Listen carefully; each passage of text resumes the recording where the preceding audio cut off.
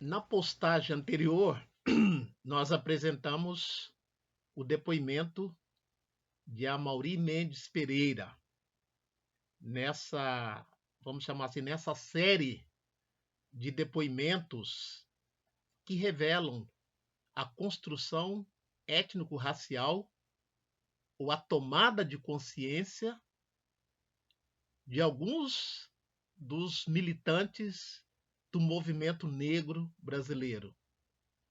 Para isso, nós estamos usando os depoimentos que eles deram e se encontram no CPDOC, no Rio de Janeiro, e no livro publicado por Verena Alberti e Amilcar Araújo Pereira, denominado Histórias do Movimento Negro no Brasil. Hoje nós vamos trazer o depoimento de uma mulher negra militante, doutora Sueli Carneiro. Nasceu na cidade de São Paulo em 20 de junho de 1950. Formada no curso de Filosofia pela Universidade de São Paulo, a USP, em 1980. Foi uma das fundadoras do Coletivo de Mulheres Negras em São Paulo, em 1984. Conselheira e secretária-geral do Conselho Estadual da Condição Feminina do Estado de São Paulo. Coordenou o programa da Mulher Negra do Conselho Nacional dos Direitos da Mulher, de março de 1988 até julho de 1989. É uma das sócias fundadoras do GLE10, Instituto da Mulher Negra, localizado em São Paulo, onde ocupa os cargos de coordenadora executiva, coordenadora do Programa de Direitos Humanos, SOS Racismo, desde 1988. É doutora em Filosofia da Educação pela USP. A data da entrevista concedida ao CPDOC foi 20 de 7 de 2004. Portanto, há 20 anos atrás. Parece que foi ontem. Então, Sueli Carneiro nos diz o seguinte, abre aspas, uma coisa é a consciência racial. Isso você traz da família, quando existe nela. E isso era uma coisa que sempre foi muito martelado dentro da minha educação. Meus pais sempre alertavam os filhos que seriam discriminados, que sofreriam processo de discriminação.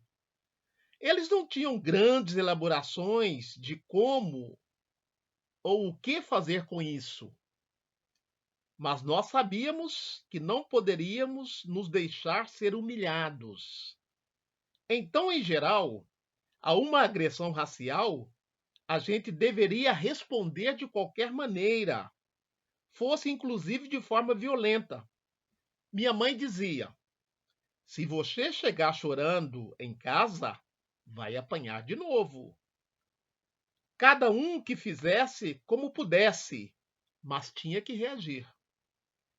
E em função disso, eu me tornei uma menina bastante brava, porque eu tinha mais medo da minha mãe do que do racismo. As agressões eram constantes. A partir do momento em que a gente entra para a escola, começa a vivê-las. Eu me lembro que a partir dos 6 anos de idade, quando entrei para a escola, começou a aparecer negrinha, cabelo de bombril, pelezinho, todo tipo de agressão, e eu não tinha dúvida. Quando não tinha argumento, descia o braço numa boa. Também tinha outro tipo de instrução que é muito comum nas famílias negras. Dizia-se ou disse: nós somos negros, somos visados, então temos que fazer tudo melhor. Temos que fazer tudo muito bem feito para não dar elementos para que nos discriminem. É o tipo de socialização que a maioria das pessoas que eu conheço teve.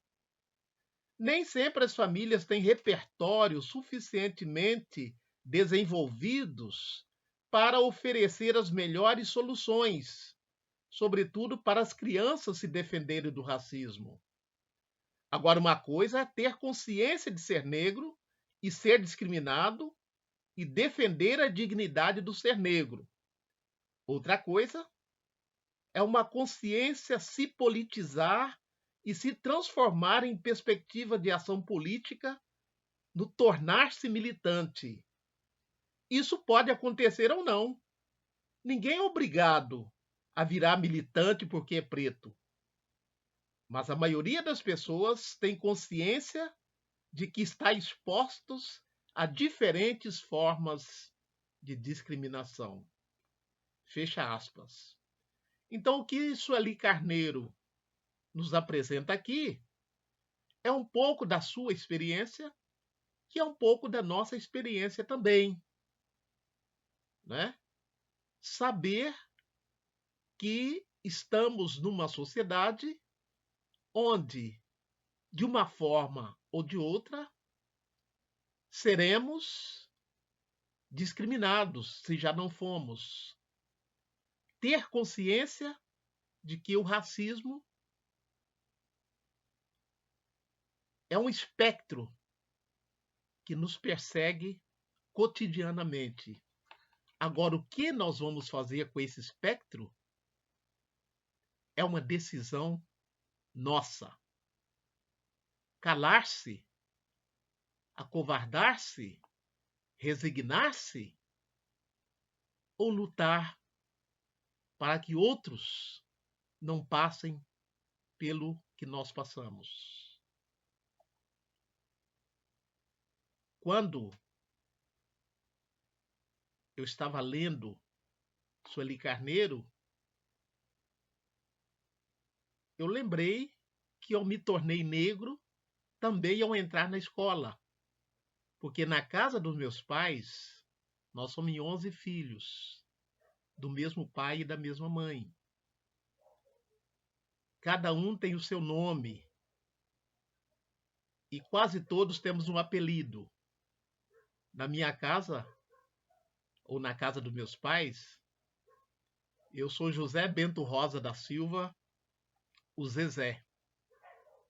Quando eu entrei na escola, Colégio Nossa Senhora de Lourdes, em Lavras, Minas Gerais, no ano de 1967,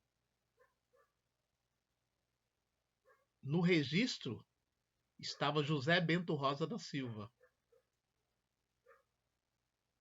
Mas eu era conhecido, eu era chamado pelos meus colegas de pretinho, porque eu era o único preto na sala. Aliás, tinha Nazaré, tinha Maria de Nazaré também. Mas ela não era chamada de pretinha. Não sei por quê. Então, eu me tornei negro ao entrar na escola. Eu senti negro.